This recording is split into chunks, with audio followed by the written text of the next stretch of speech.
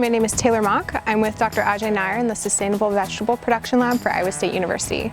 Today we are going to look at how to harvest your red peppers and when to know that they're ready. So right now we're in a research plot at the Iowa State University Horticulture Research Station. Today we're looking at a material called biochar, where biochar is biomass that has been at high temperatures and low oxygen environments for varying periods of time. We're looking at it as a soil amendment at different application rates with and without compost. So since we're doing this research, we need crops to grow on it, so we chose bell peppers.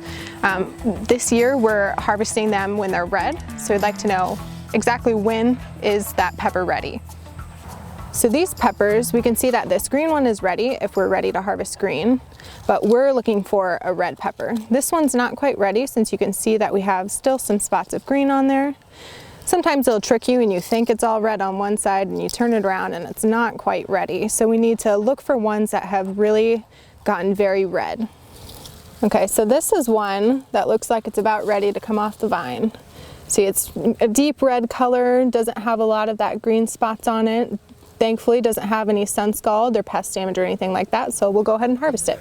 So I'm going to show you how to do that. I'll take some of these clippers. We'll go ahead and harvest it right maybe at the center of that stem. And then we're ready to go. We don't always just pull right off the vine when we're doing research, because sometimes that can pull the tip of the stem off, and that can be a place where mold can be harbored in storage. So since we're doing a research project, we're going to go ahead and put it back in our crate.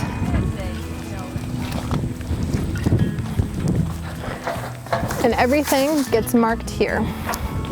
So with a research project, since we're interested in seeing how different yields are impacted, we need to keep these treatments separate. So for this 15-foot treatment here, I'm harvesting into this container. What we're specifically looking at with the biochar and compost application is if there will be changes in pepper yield and soil health. So we're looking at a couple different things with the soil health.